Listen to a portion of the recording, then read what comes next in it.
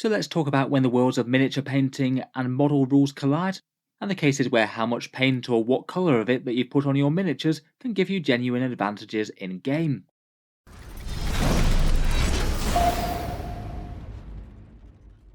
Hello and welcome back to Auspex Tactics, where today we're talking paint schemes and rules within Warhammer 40k, and today I particularly wanted to focus on the areas of the game where miniature paint can actually give you an in-game advantage. As I'm sure basically everyone who's watching at the moment knows, 40k is a hobby where most people enjoy multiple aspects of it, getting your miniatures together and painting them, potentially making up some lore and narrative and putting them on the table playing the game. Some people like one aspect of the hobby to the exclusion of all else, but a whole bunch of people like to do a bit of all three.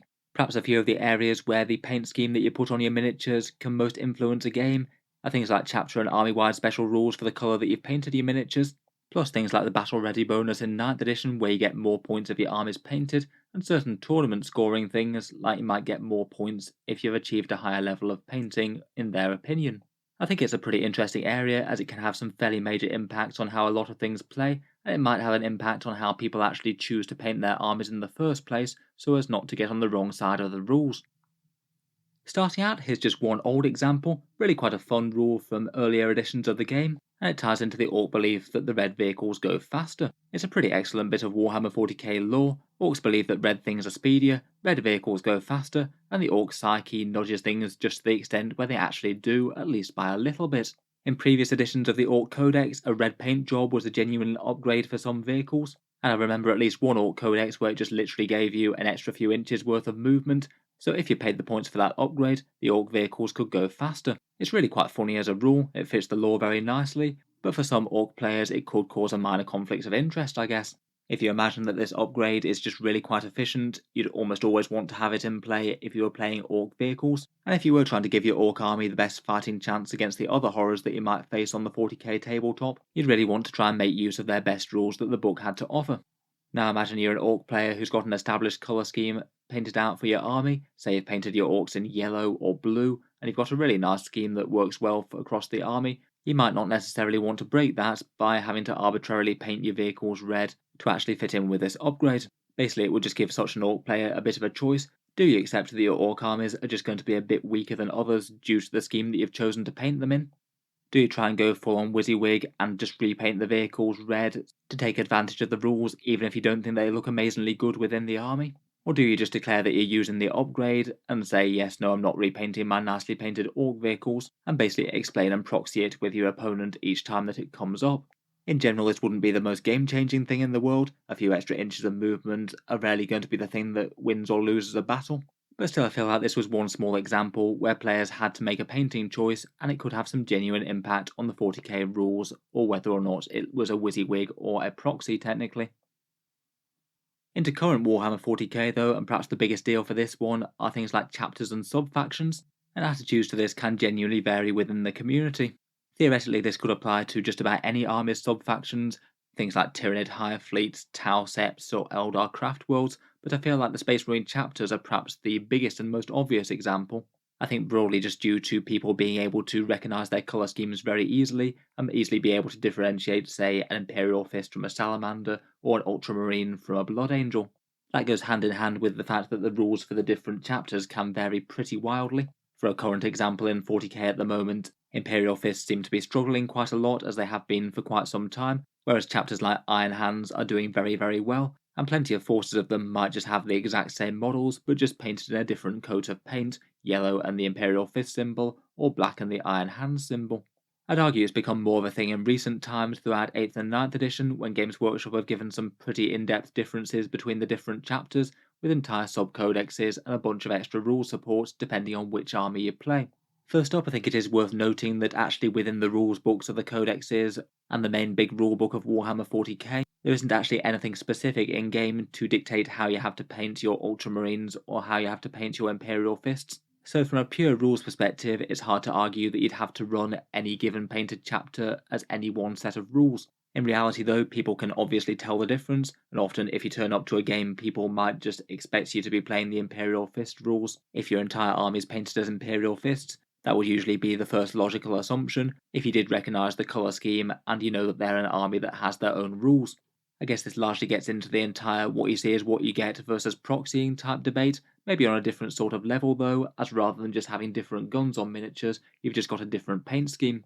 I guess like proxying, it can potentially have the opportunity to mislead the other player. Say if they're seeing ultramarines on the board the entire game long, it might not be at the forefront of the other player's mind that you might be expecting some different stratagems or other options in game. Plus there's the entire feel of immersion breaking, and with the narrative of Warhammer 40k, if you're playing a narrative game and the models on the other side of the table look like ultramarines, it might have them a bit weird to have them getting feel no pain type saves from their Iron Hands bionics. I guess it can make things just feel a bit more abstract, and you're not really getting what you're seeing on the board. Even though there's no rules in the core rules of 40k for it, plenty of more official events and tournaments will also say that if you have your chapter painted as one given way, you must use those rules in game. I noticed that that was a rule in a fair few Games Workshop tournament packs over the years, and it meant that you'd be breaking the event rules if you turned up with an army that was clearly painted as Imperial Fists, but you were running it as Salamanders, for example.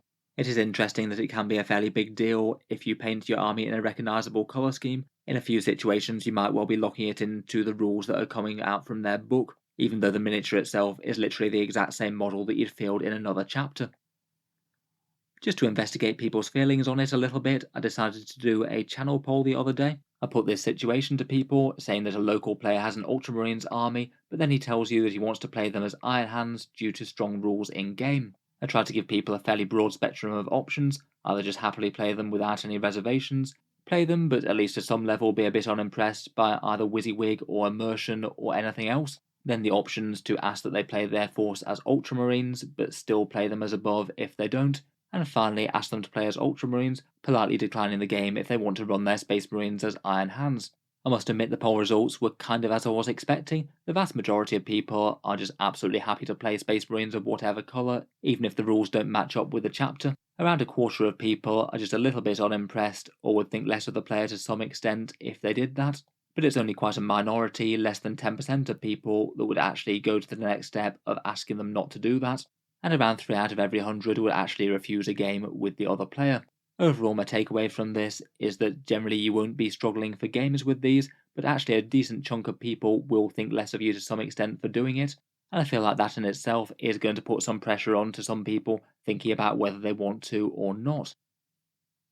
Just for a few thoughts on this poll and some people's responses, obviously most people didn't care which way the army was painted. Plenty of people saying that WYSIWYG is pretty nice if you can get it, but too much of it kind of plays into Games Workshop's hands.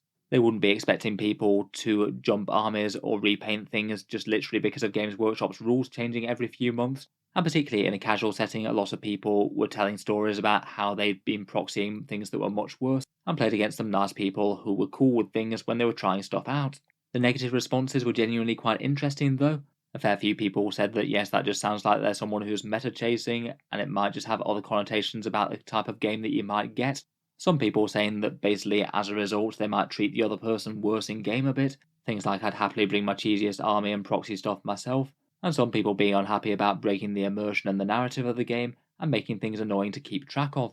I think I would bear in mind with all this though that there's likely going to be a whole bunch of caveats to these, and I feel like people could respond to the same situation very differently with different circumstances. Generally, if the opposing army is absolutely beautifully painted and is a bit of a treat to play against, people tend to care less. It might tie in with the overall attitude of the player and how nice they are with other things. Perhaps one thing in particular for this situation is how much effort they spend to ensure there's no rules confusion and carefully set up the game as they're saying, and saying that this model is Iron Hands and will be doing this, for example. Interestingly, there were the usual comments of casual versus tournament setting. Lots of people saying that yes, they'd be fine with it in a casual game, but will be less forgiving in tournaments. I guess that does tie in with event rules and things, as we talked about earlier, but I always find this a bit of a curious one, to be honest. I did see a couple of people expressing the exact opposite opinion. In a casual game, you should probably just go with what you've painted, and in a tournament, it's more about the gameplay and the rules interaction, so the fancy way that you've painted your model shouldn't really matter. A few people also mentioned about how often they do it as well. Some people sound like they'd be super fine if they were just trying things out for a new army at some point, but they think it would get a bit tiresome if they were just doing this week in and week out, jumping to each meta army as it came up. I guess attitudes in 40k are going to vary quite a bit depending on player group and who you're playing against. For just random games against new people, though, it perhaps does put a fair bit of pressure to play things a bit more WYSIWYG, at least in paint circumstances. Even just the thought that around about a third of the people who you meet might have some negative thoughts about you if your army looks like one chapter and then you play it as another, I think that would genuinely put off people from doing it in the first place. I do get asked quite a lot about paint schemes when people are starting armies as well, and some fairly common advice that I see online is that you might want to just paint it in your own custom colour scheme if you're playing Space Marines and things, as that means that you could potentially chop and change between different successor chapters. So when Games Workshop inevitably rebalances the rules and makes one chapter better than another again, the army's a bit future-proofed compared with what it would have been otherwise.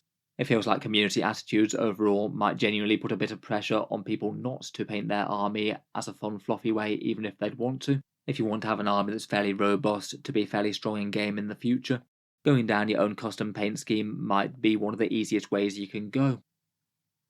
I do maybe feel it's just a little bit unfair and unfortunate for people collecting individual Space Marine chapters, as most armies aren't really held to the same sort of standard as this. A fair few sub-factions are more or less recognisable in Warhammer 40k, but I feel like the vast majority of the player group isn't going to know or care the difference between various different Genestealer cults or Chaos Knight Dread households. If you turn up with one of those sub-factions and play it as another, almost no one's going to know the difference, and those that do still probably won't care. But because armies like Space Marines are more storied and recognisable, the way that you paint them has a bit more of an impact, and generic colour schemes do have an advantage over people who paint their army as one chapter from the lore that they like. Otherwise though, just to touch on a couple of other areas where you get paint for rules, I think it's well worth talking about the Battle Ready bonus for 9th edition as well. This one was brought in at the start of the edition for match play. You generally get 90 points for gameplay with the primary and the secondary objectives, and then another 10 points for a fully battle-ready painted army. This is more about having your miniatures painted in the first place, I guess. Games Workshop's loose advice for this is at least 3 colours, some sort of wash, shading or highlight type thing, plus some sort of texture or interest on the base. I guess this is Games Workshop's way to try and persuade people to actually build and paint their miniatures, and raise the standards of Warhammer games just in general. I'm sure to some extent that does have some genuine impact for it to maybe give players a bit of a kick into getting their hobbying done. I think they try and sell it as a bonus, as that makes it a bit more positive for painting your miniatures, though in reality it's just one component of the score, obviously less up for grabs than gameplay, but no less important. You could either look at it as a battle ready bonus for getting extra points if you're painted, or look at it as an unpainted miniatures penalty, where you basically lose 10 points if you don't have it done. In general with this one, I have seen a fair amount of adoption, plenty of people do genuinely use this in games. I feel like in casual settings people do generally go with it, as it is baked into the core rules, and otherwise you're saying that you're basically house ruling the game a bit. Plus there's the aspect that it isn't really all that big a score differential. A lot of games are close enough to be swung by 10 points, but in my experience the majority of Warhammer 40k games generally end at a greater than 10 point differential, and even if they are close, the battle ready bonus might actually favour the player who's already won. On the flip side though, I have seen a whole bunch of people ignore it. It was perhaps seen as a little bit punishing to newer players without established collections, and they're just trying to get their models together. I find it's a little bit unfriendly on people who want to take their time painting their miniatures, but still want to use them in game while they're going through the painting process. Maybe just puts a little bit of pressure on people to actually get their models rushed through and finished, as opposed to taking their time and ending up with the effect that they want. Even with the simple battle-ready guidelines as well, there are some appropriately named grey areas. Would you deny an opponent their entire battle-ready bonus because they haven't painted one limb on one miniature within the army? And the 3 colour minimum can certainly toe the line as well, say for example if you've just used 2 main colours and then dotted in 1 dot of the last one on some detail on the model. It is kind of an interesting blur of the line between the hobby and gameplay that maybe Games Workshop aren't all that against. Warhammer is a bit of an all-encompassing hobby, but I do find it a bit weird that when you're playing a game that's based on rules and miniatures, how much you finish your paint job could genuinely determine the victor if it's close. Finally, something I thought I'd just touch on briefly would be things like tournaments with mixed scoring. Generally, quite a lot of tournaments tend to have a requirement for all armies to be battle ready. Not all of them, but certainly a lot of the big ones. I guess that's generally due to just wanting to be a bit of a good showcase of Warhammer as a hobby.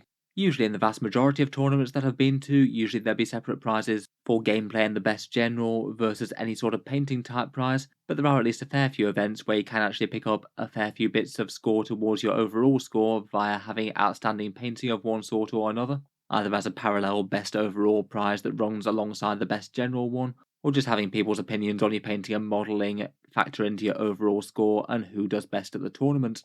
I guess it might just depend a little bit on the focus of the event that's being organised, whether or not it is supposed to be just a competitive event about who's got the best generalship, or trying to reward people for pulling some truly spectacular models and armies out of the bag. But I guess if you're trying to make an event where the sole focus isn't just on the competitive plane, might not be the worst. I must admit, when I do see those, it is a bit odd to conflate the two, though. I think it's usually just best to reward painting in its own right and gameplay in its own right, and not just trying to mash the two together in some sort of overall score. Having said that, though, I think it's still very impressive when someone does manage to do well at an event with miniatures that they've painted that are looking absolutely gorgeous. In any case, I hope you've enjoyed a few thoughts as to how gameplay might be influenced by painting or lack of it. Let me know your thoughts down in the comments below. Do you think that certain rules should be tied to certain paint colours, and how much would you enforce them competitively or casually? And I'm kind of curious to see people's reactions to the Battle Ready bonus after an edition of 9th edition. Is this something that you'd like Games Workshop to keep going forward, or do you think that it's maybe not the best to give paint an in-game reward? I'll certainly look forward to having a read over your comments. In any case, a massive thank you for listening. If you'd like to see more like this, then feel free to subscribe to Auspex Tactics, where I'll definitely keep the regular 40k videos coming. I do tend to post new ones just about every day. Finally, if you have been enjoying all the videos on the channel, I would just like to mention that Auspex Tactics does have a Patreon page as well, and you can find that links down in the video description below if you'd like to help keep these videos coming. If you have been enjoying a lot, then any support is massively appreciated. Channel patrons do get a few advantages, including seeing certain videos early, regular votes to see what sort of topics come next on the channel, this video itself was voted high, and also automatic entry into the monthly prize giveaways with a chance to win some big model kits each month. If any of that sounds good to you, or you'd just like to help support, the link is down in the video description. In any case, a massive thank you for listening, and I'll hope to see you guys next time.